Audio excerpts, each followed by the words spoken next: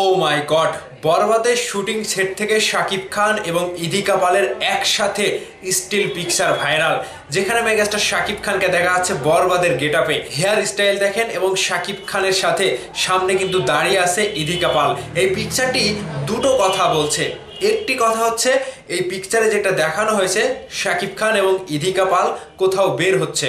পিকচারে দেখতে পাচ্ছেন যে পেছনে কিন্তু দুজন দাঁড়িয়ে আছে, একটা এন্ট্রি এবং একটা এক্সিট, দুইটা গেটে দুইজন কিন্তু দাঁড়িয়ে রয়েছে।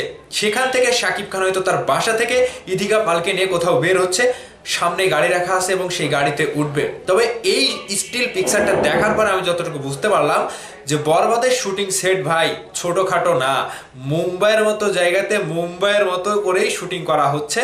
মুম্বাইয়ের সিনেমাগুলো যেভাবে শুটিং করা হয় সেভাবে তারা মুম্বাইয়ের জায়গাতে শুটিং করেছে। আর এই শুটিং সেটটা আরও কিছুর আভাস দিচ্ছে।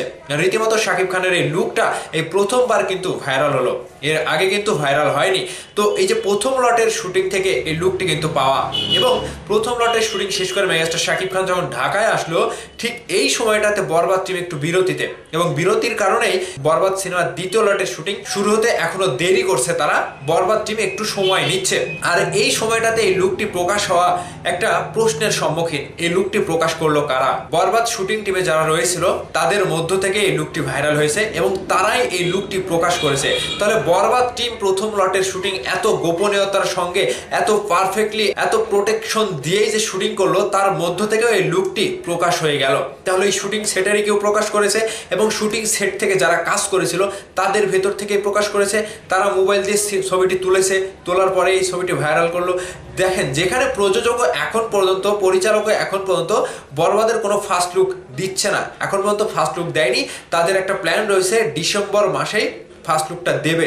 এখন এই যে বরবাদ টিমের পক্ষ থেকে যদি এরকমভাবে পিকচারগুলো ভাইরাল করা হয়, শাকিব খানের লুকটা ভাইরাল করা হয়, তাহলে বিষয়টা একটু নেগেটিভ হয়ে যাবে। তো কাজেই বরবাদ টিমকে আরও সতর্কতার সাথে শুটিং করতে হবে, এবং শুটিংয়ে ইউনিটে যারা ফোন দিয়ে এই ক্যাপচারগুলো করে, এই ছবিগুলো ভাইরাল করে, তাদের প্রতি একটু নজর রাখলে আমার মনে হয় আগামীতে আর বরবাদ সিনেমার কোনো লুক কিংবা শুটিং সেটের কোনো দৃশ্য প্রকাশ হবে না। আমি এই দৃশ্যটা দেখে যতটুকু বুঝতে পেরেছি, শাকিব ভাই এবং ইদিকা পাল একটা অন্য মেজাজে রয়েছে। কারণ বরবাদ সিনেমাটি মুম্বাইয়ের মতো জায়গাতে শুটিং হচ্ছে, আর সেই শুটিং স্পটে শাকিব ভাই নতুনত্ব খুঁজে পেয়েছে, পাশাপাশি ইদিকা পালও কিন্তু নতুনত্ব খুঁজে পেয়েছে।